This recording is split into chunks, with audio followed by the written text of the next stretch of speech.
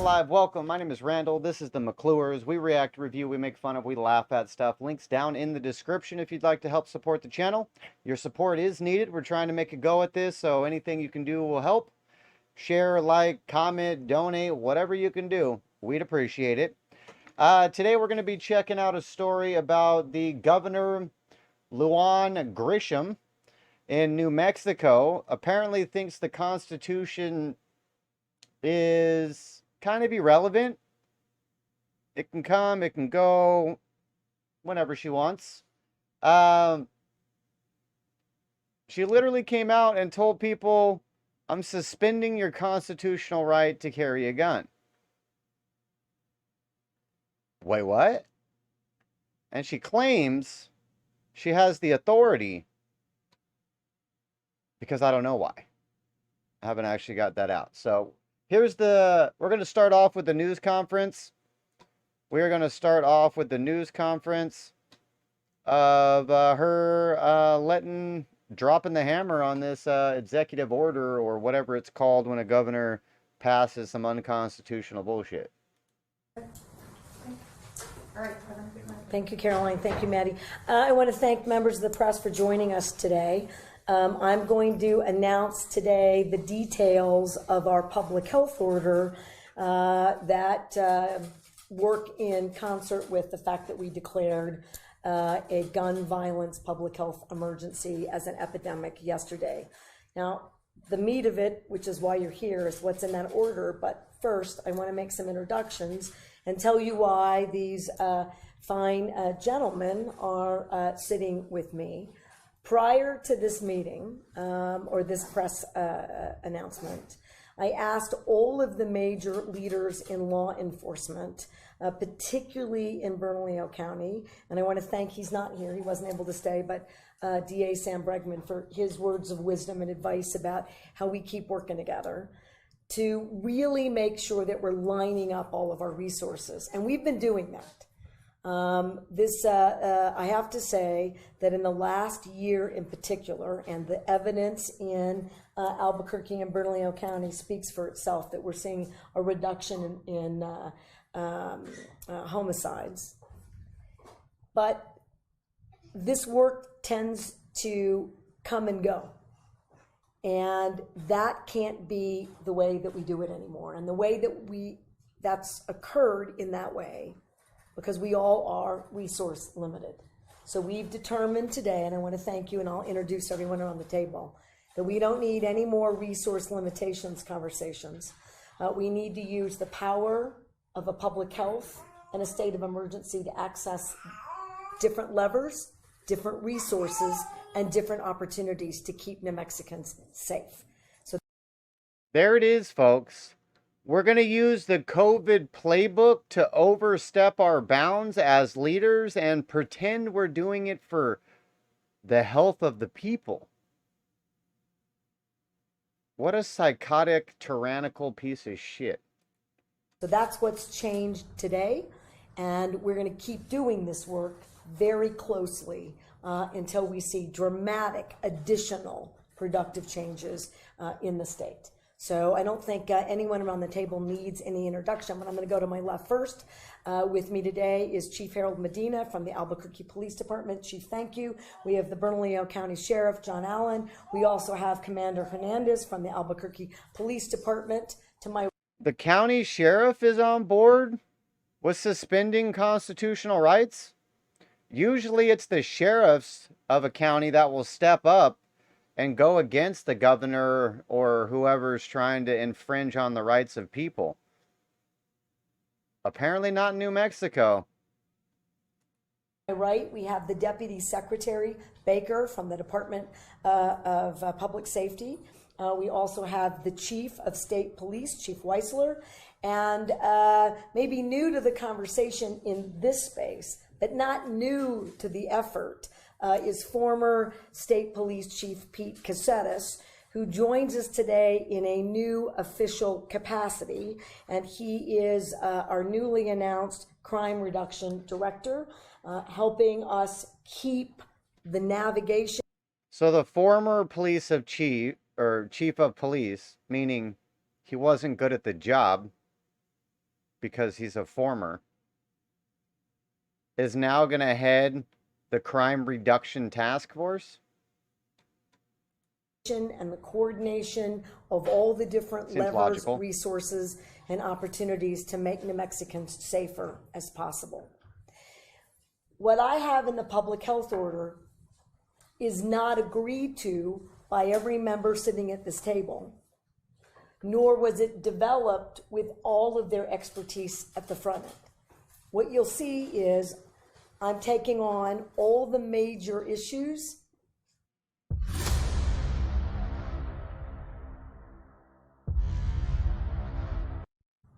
and as I give you the details of the public health order, which I'm going to do in a minute, you'll see that some of them are going to pose incredible challenges for me as a governor and as a state, and I welcome the debate and the fight about making New Mexicans safer.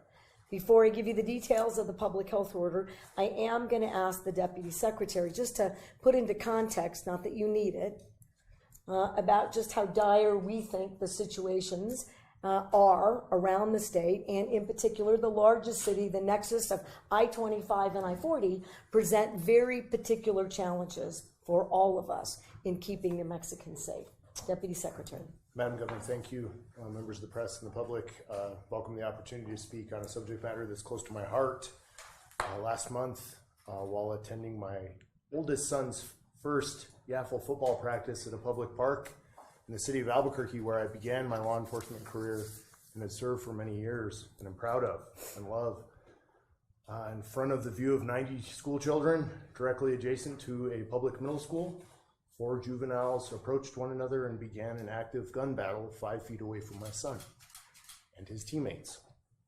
All of the ancillary personnel, the moms, the dads, the little brothers and sisters, the kids playing on the playground, were impacted by the gunfire that was happening around them and the subsequent stabbing and destruction of evidence. Myself and some of the other parents responded in a way to try and get the children to safety, and thank God none of the children not involved in the intentional fighting action were harmed. That is just, thank God.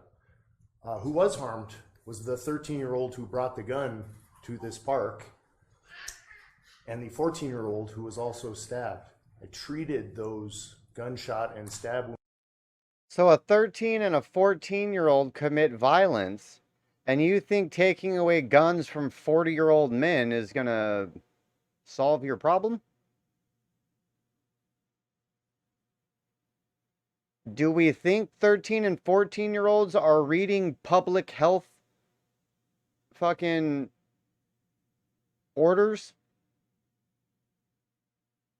Are they looking up laws before they go shoot and stab people? I don't understand the logic behind government. Well, all we have to do to stop people from breaking the law is make a new law. Obviously, they're not going to break the new one. They just like to break the old ones. Like, what? Emma Thomas is in the building. What's good? Wounds at the scene while we waited for first responders to arrive, additionally securing the pieces of evidentiary value that would be useful to the prosecution, which is being undertaken by the Bernalillo County Sheriff. In nearly 27 years of law enforcement experience, I've responded to thousands of active, violent criminal events. I have never responded to one before with my son present, and I don't recommend that course of action for anyone else. It has had a marked effect on my perception of something that I'm very familiar with, and the impact is significant. I have seen a deterioration and escalation in violence perpetrated with guns, particularly among our young people, in a manner that I have never seen before. And I share that story with you to raise awareness. Media, many members in this room covered that story when it happened because it was significant when it happened. Well, I saw it with my own eyes in color, live. And this problem is real, and I'm grateful to be part of the solution, and I'm grateful for our governor's work in bringing together the agencies and the resources to aid our community at this difficult time. Thank you for allowing me to share that, Governor. So this guy had an emotional response to an event that he was involved in, and now he thinks he should be able to take the constitutional rights away from everybody else because he feels it'll make people safer. The Constitution doesn't give a fuck about your feelings or what you think. I don't get it. I don't get it.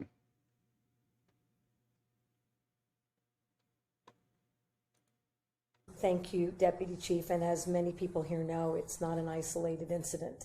And there isn't one of us sitting right here who doesn't respond in our official capacity, who isn't a current business owner in Albuquerque, or isn't a mother or a grandmother or a father or a grandfather, who doesn't have a personal specific story that includes violence in our community. Every mother, grandmother, father, and grandfather has a story about violence in New Mexico. Is that literally what you just said? Everyone? And before I give you the details one more time, I do want to tell the parents and family members of the children who we've lost to gun violence just incredibly recently and in recent months. I want them to have our shared condolences, and we want them to know that we are horrified by what is occurring around the state and the country, and we're going to do everything. And the group here and my efforts, I hope, are an indication. And so to the Villegas. All right, she's prepared to do everything, so she's going to relinquish her seat as governor and give it to a Republican who can actually run the fucking city correctly. I think that's what she just said. For losing Froyland, 11 killed in a road rage incident. Galilea Santiago, 5 killed on August 14th in her bed while she was sleeping. And Amber Archuleta, 13, shot and killed in Cuesta. And as you all know, there are many more. And it is time to declare an end to this kind of violence. It is, in fact, an epidemic.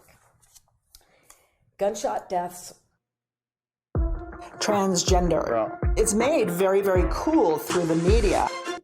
Could that be any fucking louder?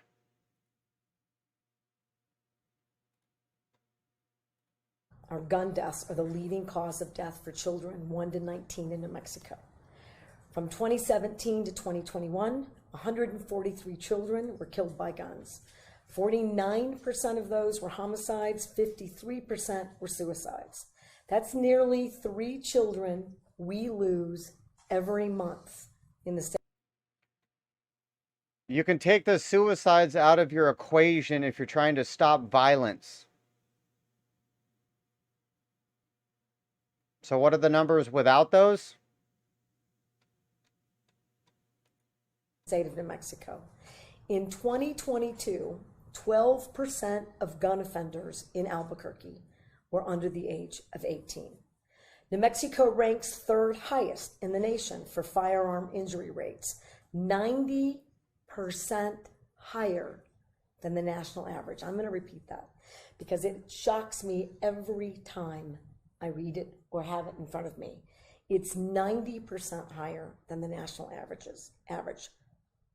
In 2022, there were 1,306 firearm emergency department visits.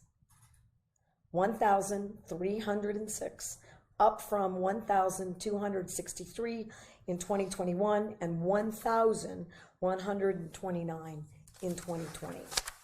Does she also have the numbers for how many people went to the ER for explosive diarrhea from eating Taco Bell? Are we going to stop Taco Bell? Are we? Are we stopping Taco Bell? I asked the chief before the start of this just Fucking about Christ. gunshots. And we're talking in a year's time, 35,000 or more. And most people, I don't think it's all that anecdotally, but are going to tell you that there are shots fired somewhere in Albuquerque multiple times a day. And that frankly is escalating around the state, including right here in Santa Fe. So in this public health order, which is effective today, September 8th, which lasts 30 days. And then we'll, like all the other public health orders, we will either amend or renew or adjust, depending upon where we are. So effective immediately. She is aware that amend and adjust are the same things, right? Was she just re-emphasizing? No person other than a law enforcement officer or licensed security officer shall possess a firearm, either openly or concealed, within cities or counties, averaging 1,000 or more violent crimes per 100,000, and more than 90 firearm-related emergency department visits. So to put that in sort of a layman's terms, for 30 days in Albuquerque and Bernalillo County, it's the only place that meets both those standards. Statewide order, but only one place meets both criteria, where we have far too many ER gunshot visits and we have far too many crimes involving firearms. We are suspending open and concealed carry. The purpose is to try to create a cooling off period. The balls on this dumb bitch to suspend the Constitution is crazy. And using a health order? Calling it an epidemic? What the? While we figure out how we can better address public safety and gun violence. Now, I am sure as I go through the rest of this, there are going to be a lot of questions about whether or not we think we have the legal rights to do that. I am sure that before you write this, there will be a legal challenge. And I can't tell you that we win it, given all of the different challenges to gun violence laws and restrictions on individual firearm access and control. So I'm doing this. I know that they're going to contest it, and we probably can't win when they contest it. So she's operating off the Joe Biden playbook. Do whatever you want, the court will strike it down, and then you just do it again regardless because you're a tyrannical piece of shit. I think it's time we have a really strong debate about all the other constitutional rights. No one right now in New Mexico, and particularly in Albuquerque, is safe in a movie theater, at a park, at a school, at a grocery store, at an Isotopes game, at the university, at the grocery store, I think I said, getting your prescriptions, at work. If they're carrying their own firearm, they're safe. The people that aren't safe are the ones that don't have guns.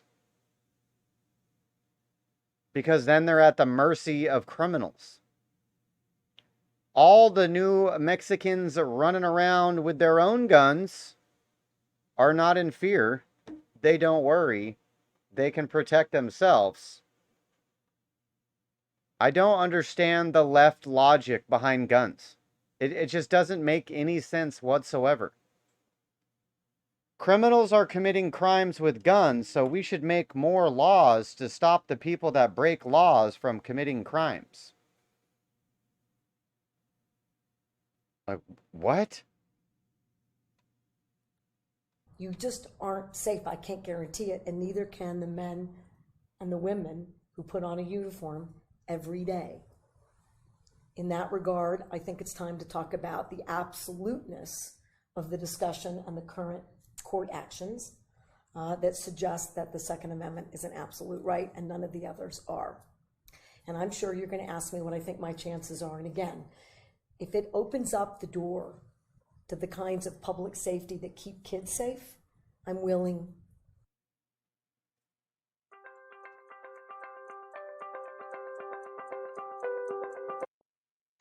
I'm willing to take it on. In addition, to that 30-day suspension. And I want to make sure I clarify that that suspension does not apply to any private property. Responsible gun owners are certainly not our problem, have never been our problem. And I appreciate the impact that this has. But on private property, this has no bearing. But you, on the premises, and it has no application on the premises of a licensed firearm dealer or gunsmith for the purposes of lawful transfer or repair of a firearm. While engaged in the legal use of a firearm at a properly licensed firing range or sports shooting competition venue. While you're traveling to and from a location dealing with your firearms, they have to be in a locked box where they have to have a trigger lock. So that's how. Yeah, Meek, you hit it on the head. I can't keep you safe. Our policies suck, but you also can't have a gun.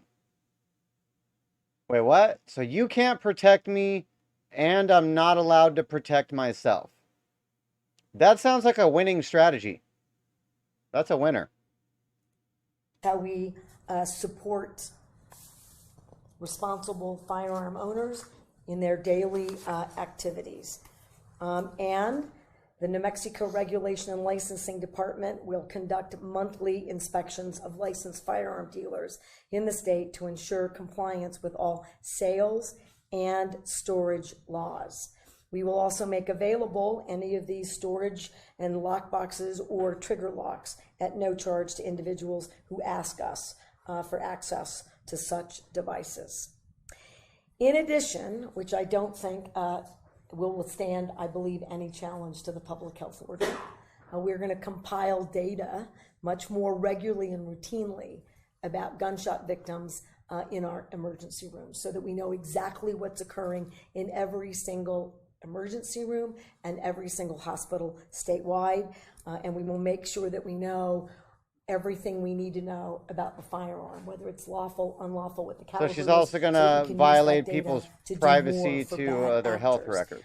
and any other pertinent information will be made immediately available to law enforcement officials. No person other than a law enforcement officer or licensed security officer shall possess a firearm on state property, public schools, or public parks. The New Mexico Department of Health and the New Mexico Environmental Department shall develop a program to conduct wastewater testing for illicit substances, particularly fentanyl, at all public schools, and we're likely to make that available to any other public entity and private entities that invite us in for such testing. The Children, Youth, and Families Department shall immediately suspend the Juvenile Detention Alternative Initiative and evaluate their current juvenile probation protocols. And what this means is that while we're really working hard, and we should, to redirect a young person's life out of crime and into a responsible environment. We want our kiddos to graduate from school. We want them to be safe. We want them to be good community members. But when one of these officers is involved in a gun violence situation, and we have a 12 or a 13 or a 14-year-old with a firearm, the notion that there's no accountability here must end until we can figure out exactly what has gone wrong and what we can do better about it. So that is suspended during the term of this particular public health order and likely to extend, if necessary, into another one. The Department of Public Safety shall immediately dispatch additional officers and resources to Bernalillo County and work with the Albuquerque Police Department and Bernalillo County Sheriff's Office to determine the best use of that resources. Unlike the surge, which worked, it wasn't sustained. And the initial surge didn't have all of the operational impacts that it needed, lessons learned, to make sure that we were there in court and the prosecutions were maintained in a productive manner. Those things all addressed, and I should alert our new director that that was a problem, in the past, and it's something that we're going to have to make sure that our resources are aligned, including prosecutorial resources, so that we don't let bad actors off the hook because we don't have the right people in the right place with the right information to pursue a prosecution. I think I'm almost done, so we can stand for questions. The Department of Public Safety shall coordinate with local law enforcement agencies and district attorneys' offices to assist in the apprehension of individuals with outstanding arrest warrants. We've added another $10 million to that work. They're doing it. But I think we can leverage more productively across all these jurisdictions. And we have called on the U.S. Marshal's Office to do more. They are doing a ton. We want more. And we're asking AFT, DEA, FBI. Amik, yeah, you're onto it, bro. She can't even read it, but she apparently wrote it. I don't believe that it's coming, or I believe that it's coming from somewhere else. They're testing it for a nationwide thing. That is facts. This is what the liberals do. They typically use states like California and New York to push through their fucking crazy agenda. And then once it passes, other states will be able to like, look, they did it, so now we're going to do it. That's exactly it. They're testing the waters. They are testing the waters to see the response because the liberals want nothing more than to take guns away from civilians. Because you cannot actually have communism if the populace is armed. So this has always been the one hiccup in their plans, is us owning our own protection. And they're working diligently to overcome that. To all do their part, and I have sent yet another communication to the federal government, and I had a call with the director of the U.S. Marshal Service today that they must create a continued presence in New Mexico, given our gun violence and violent crime situations statewide. We will make sure that the order is broadly disseminated in Spanish and English and any other context to make sure that the public knows exactly where we're headed. Last thing, we also have a declaration for public health emergency for our substance abuse problem, which is part and parcel. So it's making sure that we can draw down resources and apply those resources in every context possible, so we can get our arms around this continuing threat to our own public safety, freedoms, way of life in this state. I appreciate that you're all going to help me with the leveraging of resources. I want to state one more time, they did not involve themselves in the drafting of this public health order and are likely not to agree with the totality of the first initial steps, but agree completely that smart leveraging of resources and the declaration of an emergency creates opportunities to work together in a more sustained and meaningful way. And if I didn't say that right, this is the problem with our government, is they use emergency powers to overstep constitutional bounds. All they have to do is determine it's an emergency, and then apparently the Constitution is irrelevant. I call fucking bullshit. I'm sick of this shit. you're free to correct me, of course. Did I say it right? Most people have no clue that in 2023, the best way to make money on Amazon is not. Is that right? Close enough? Okay, I want to make sure I don't misrepresent their work or their presence here. All right, I am available for questions. Kevin. Okay, I want to give you a response from what Representative Lane had to say, in particular, and where did he get recommended from as well, is that despite billions of revenue, the state is not funded meaningful criminal justice reform, including reckless pretrial release policies and behavioral health rehabilitation. What's your response to his criticism? I think his criticism is fair in the context of whether or not we're getting enough of our policymakers to really understand the situation that I think we are currently in, which is incredibly dangerous. I have supported the minority leader, and I got a letter from all of the Republican members of both the state and the House and the Senate about pretrial detention. Well, I didn't need that letter, but I'm grateful for it when I introduced it over the past several years, and will continue to introduce it. I think following the federal system and having a rebuttable presumption that if it's a repeat and violent offender, that those folks should have no ability to be released pending that rebuttable, right, debate about why they are not too dangerous to be held until the trial. I'll ask for that again, and I have asked for any number of criminal penalty enhancements. Some of them have gotten through. I've asked for any number of gun violence reforms. We've gotten many through. Well, that's not typical liberal talking point there. She's not pro let everybody out of jail when they commit crimes? That's interesting. She said one thing I like so far. Keep violent people in jail. Okay. Through the state legislature. I think it would be unfair not to thank them for their courage. And one last thing about that, I'm going to need all the local different jurisdictions to take seriously that they have tools at their disposal, including extreme risk protection orders, that not every jurisdiction, I think, takes very seriously. It's the law, and when someone requests that that be undertaken or evaluated, I would beseech every jurisdiction to do that. If you didn't see the CNN article that basically said, I will paraphrase, New Mexico's done good work, effective leadership, and all the evidence-based, right, reduction in gun violence policies, but they aren't actually utilized.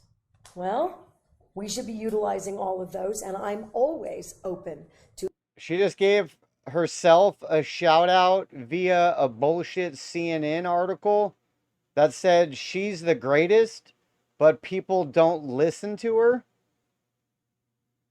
And if all they would do is listen to her, oh my God.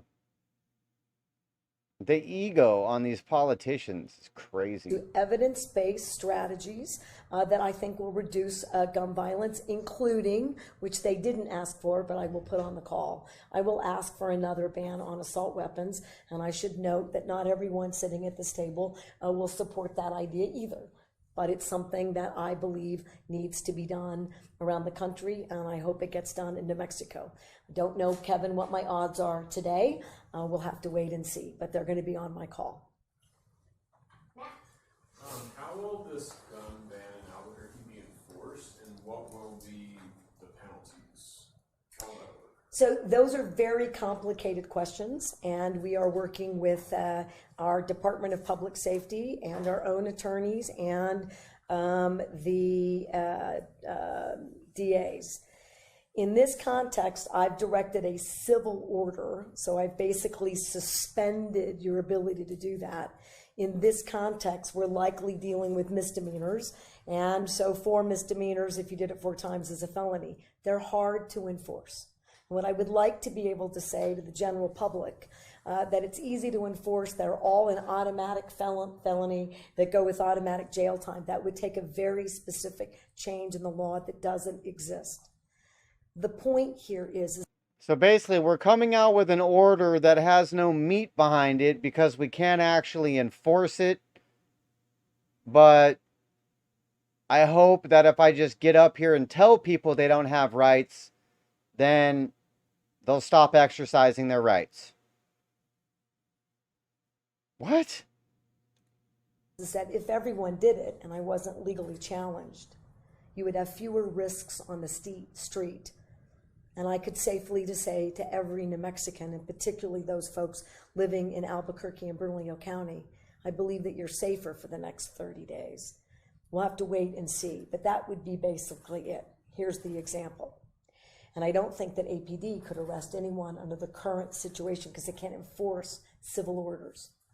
So if you're out under this order, if it stands, you notice I said if, and I think I warned everyone that we expect a challenge. Probably while you're writing this, we're getting a challenge, and that's the way it should work. You also said you're expecting to lose the challenge, and yet you're still pushing through your tyrannical bullshit. I was really drunk at the time Yeah, you were. of getting a You look But drunk I now, have to buddy. take a tough, direct stand where basically I'm just ignoring the fact that we lost an 11-year-old, another child. And every single text call that I get every single day, people with guns on the trails, people with guns and kids in their cars, kids with guns in the parking lots at school, kids with guns at our parks, kids with guns in downtown Albuquerque, adults with guns shooting each other in downtown Albuquerque. And I was horrified to learn that 2 weekends ago, somebody with an automatic weapon was shooting at many other individuals with handguns who appeared to be underage. I don't know, but they were just shooting at each other. I don't know how anyone didn't lose their life or get hurt in that incident. I don't know how that person had my cell phone. But this is the climate that they're responding to. They're not safe. So the state police aren't bound by those same issues and are required to enforce any of the public orders or emergency orders that I have the power to execute. So in having more police presence. So the state police are her personal Gestapo and really the only ones that can enforce her bullshit unconstitutional public mandate. So don't worry about the sheriffs or local police. You got to worry about the state police. They're the ones that'll bend you over, no Vaseline, because you follow the Constitution. And this crazy liberal bitch says you're not allowed to.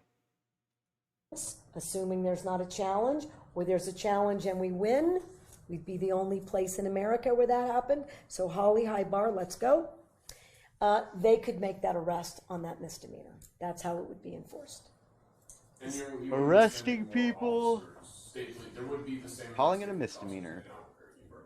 We're going to send more, and they're working on those resource allocations, and the person who's going to make sure that we can do that productively is our new director, former Chief of State Police, Pete Cassettas. But there's no number on how many. No, we're working on that, but I'd like to refer to it as a significant presence. The nearly 200 million that has been made available for both recruitment and retention, we hope is a significant effort. We've got more police officers. We don't have 1,000 more police officers. So when we do these efforts, it does create a strain in other jurisdictions. But if we manage... So she's got $200 million to hire more officers, but you have to be an officer willing to infringe on the constitutional rights of citizens. So they're looking for a very specific type of Gestapo officer. A very specific type. Better. And we send a very clear and strong message that what's happening in our state, and particularly today in the largest city, is unacceptable. We believe that we create safer situations around the state. So that's our goal here. Maddie? We'll go to Greg. You sent direct messages yesterday to Mayor Tim Keller and AG Merrick Garland. Have you heard anything back today from either of those? I have not heard back from the U.S. Attorney General, but I continue to send letters. I did call the White House and speak to Tom Pettis about this issue, because I'm not going to stop until we get the resources that we need. That's my job. Mayor Keller and I have had a conversation today. He stands ready to assist in whatever way, and I think the fact that we've got the police chief who is candid about the things that we could do better in the state police effort, things that we could do better through our juvenile probation and parole, is a strong indication that it's going to take all of us working together. And I got that commitment from the mayor today. And I want to make clear, the mayor has not been in the way. The mayor is not telling us not to do anything. But we have to create a standard where all of us are feeling, I hope, clarity that this has to change. using every tool we can until we've exhausted every idea, every tool, every strategy, every legislative aspect, every bit of it, all together. It cannot stand, and I think that that's the mayor's position as well. He doesn't have the same statewide powers that I do. I can do this. And it also allows the mayor, which I You actually suggested can't he do it. request for emergency funds. You actually can't do it. You've already admitted that you can't do it. You've already admitted that you're going to lose when they take you to court because you can't do it. By them through his experts and expertise and his police jurisdictions in a meaningful way. Austin? Yeah, I just wanted to clarify the penalty for violating the civil order. Would it be unlawful carrying of a deadly weapon? You refer to a misdemeanor. Well, I mean, the reason I did that is because it's lawful in New Mexico to have firearms. So in my suspending that, it's not like I can create a new law or a standard. So what I can do is when you violate a public health order, it's the lowest level of violation. And that is an enforcement issue. But again, if this is upheld, and if no one challenges it, I'm happy not to have a challenge to all the people that are thinking about it. The point is this: we better have a debate about what's necessary to reduce the number of particularly illegal firearms and our ability to go after bad actors. A lot of these bad actors steal legitimately purchased firearms. What's an There are illegal too firearm? many. We have to do more. If we have a constitutional right to keep and bear arms, what's an illegal firearm? I'm confused. What does that mean, illegal firearm? It should horrify every American and every New Mexican that so many young people and so many individuals with no training, with reckless criminal behaviors, are openly carrying firearms in our communities. I'm horrified.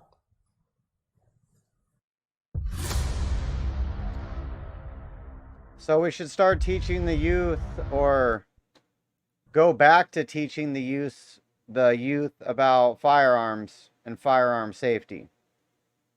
I think she just called to bring shooting programs back to high school. Is that what she said? Yes. All the examples you cited are crimes. Kids shooting at other kids, shooting from cars. So what's the value of the civil order? Why not just do better law enforcement? Both. The value of the order is that it gives me three things. One, it says it's a statewide issue and it's a message to everyone to start leveraging their resources and arresting people. Two, the jurisdictions come at this, including with the DOJ restrictions, differently, without the leveraging and the additional resources, arresting, and where do they go? We got to make sure that everyone is bumping up their services. It's a message to the Metropolitan Detention Center. It's a message to the HMOs. You better figure out treatment. We have been sort of stalled out, to your point. This order basically says, stop stalling out, and to your point, just arrest everyone. Well, I also have to have the ability, I can't arrest everyone. There are literally too many people to arrest. Well, this would allow us, if someone's got a concealed carry permit in Elbert, We can't enforce the law. We can't arrest everybody because there's too many people breaking the law. So we're going to create a new law. And that'll fix it. Like, does she hear what's coming out of her fucking mouth? walking down a public street, they're not going to get arrested. I can make the point that maybe they should be. And this is the point. I'm willing to do anything and everything within a shred of evidence-based effort. Because if you're not horrified that on any street corner in too many cities in New Mexico, there is someone with a gun sticking out of their waist or their belt. And I'll tell you, if you're a young person, you're not allowed to have a handgun.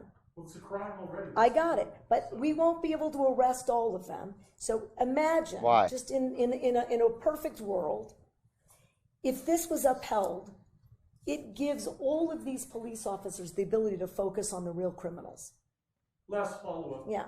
You took an But your oath- point is valid. You took an oath to the Constitution. Isn't it unconstitutional to say you cannot exercise your carry license? Can't hear what With he's one saying. exception, and that is if there's an emergency, and I've declared an emergency for a temporary amount of time, I can invoke additional powers. No constitutional right, in my view, including my oath, is intended to be absolute. There are restrictions on free speech. There are What, bitch?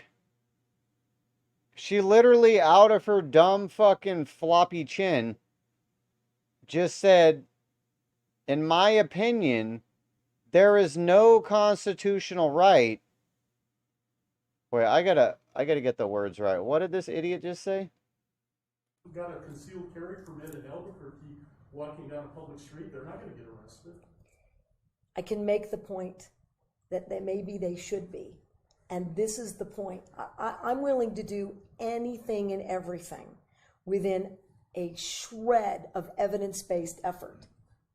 Because if you're not horrified that on Went back any too street far, my bad. corner in too many cities in New Mexico, there is someone with a gun sticking out of their waist or their belt.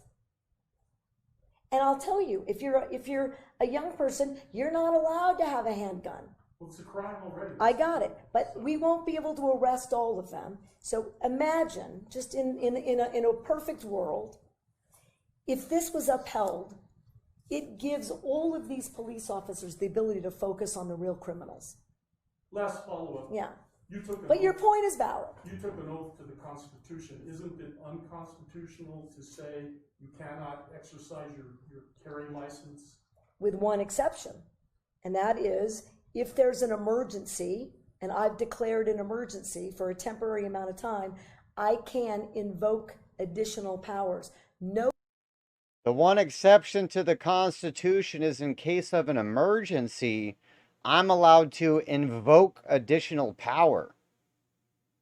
So if you deem it an emergency, then you can deem yourself more powerful. What? No constitutional right, in my view, including my oath, is No constitutional right, in her view, intended to be absolute. There are is intended to be absolute. Have you read the fucking documents, bitch? That's exactly what they're intended to be. restrictions on free speech. There are restrictions on my freedoms. In this emergency, The homeless problem is getting worse. It's not getting better. Crime is getting. this 11-year-old and all these parents who have lost all these children, they deserve my attention to have the debate about whether or not in an emergency we can create a safer environment. Because what about their constitutional rights?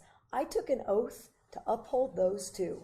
And if we ignore this growing problem without being bold, I've said to every other New Mexican, your rights are subrogated to theirs. And they are not, in my view. Wait a minute, now. You're talking about Yes, exactly. It says they're absolute. Read the document. It says they can be amended based on process and procedure and public vote or an agreement among enough states. We can amend the Constitution. You don't get to throw it out because you've declared an emergency based on some bullshit number you pulled out of your ass. Oh, we went over my bullshit number I pulled out of my ass. It's now an emergency, and I'm super powerful now, and I can do whatever I want. What page is that written on? about crimes. There are already laws against the crimes, so how are their rights? I got it, but again, if I'm unsafe, who's standing up for that right? If this climate is so out of control, I'm sorry. Where's the constitutional right to safety? Where the fuck does it say that? You're protecting the constitutional right to be safe? We don't have the right to be safe. I don't understand what that means. You have the constitutional right to protect yourself in the event that you're not safe. You don't have a constitutional right to never be unsafe. I don't get it. Somebody should do something. I'm doing as much as I know to do. Madam Governor, Yep. do you really think that criminals are going to hear this message and not carry a gun in Albuquerque on the streets for 30 days? I can't hear these. No. But here's what I do think. It's a pretty resounding message to everybody else in that community to report a crime, to tell us what's going on, to aid law enforcement, to do something different. I'll tell you what people think, and it's not true. So, Chief, thank you for your work. And, Chief, thank you for your work. How many of you have been told by a business or a citizen, it's all of you, by the way, that they call or they ask for help and no one will show up or do anything about a crime, particularly even a violent crime? How many times have you heard that? Once every day? 10 times every week? Well, I hear it every day. So if this encourages the public to help us create a safer environment, I'm in. She just said, how many times and how many people have you heard from who call the police even about a violent crime and nothing happens, the police don't come? So what we want to do is encourage more people to make more phone calls that aren't going to be responded to? What is the fucking logic here, lady? You just said your cops are inept and can't respond to the current amount of calls.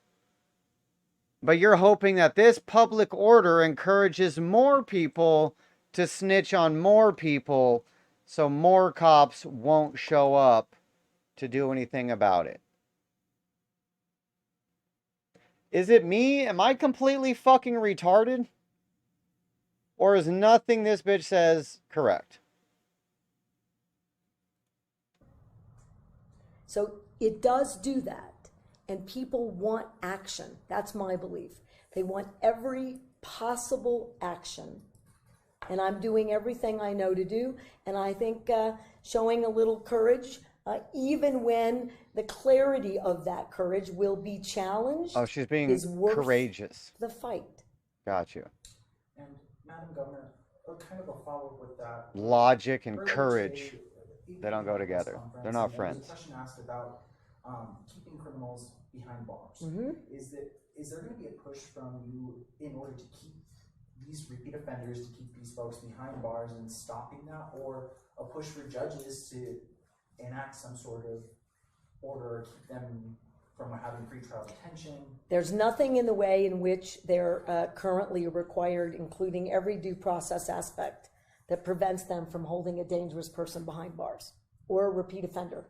So yes, I expect that to occur. And yes, we expect there to be more prosecutions. And yes, we expect there to be the appropriate accountability measures, including jail time. We expect all of that. It is time for every piece of the law enforcement, public safety environment to work better together.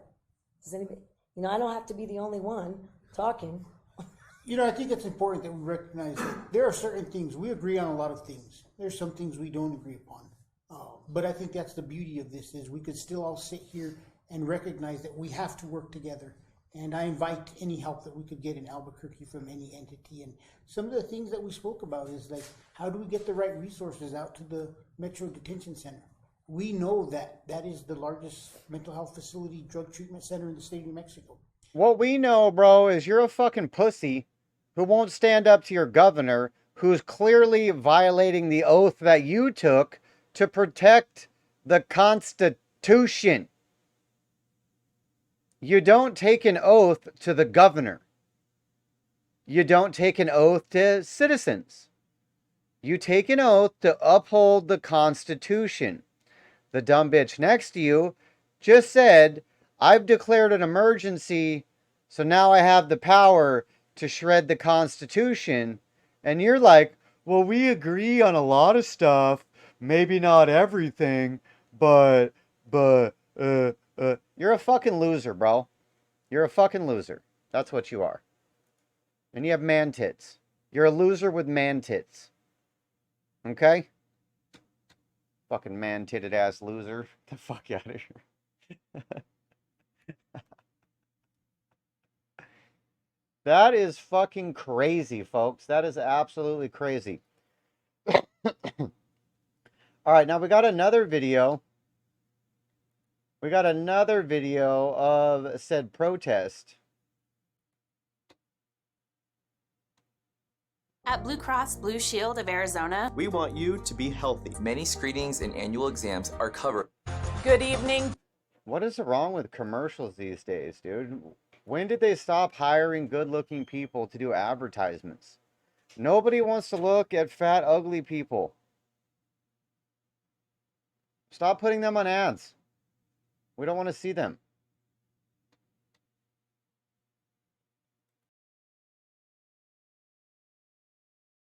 Good evening. Dozens of people protested in Albuquerque today with guns in hand, saying the governor is overstepping her authority after that public health order banning guns in public spaces in Bernalillo County. News 13's Gabe Chavez has the story. More than 100 people showed up in Old Town today protesting the governor's public health order.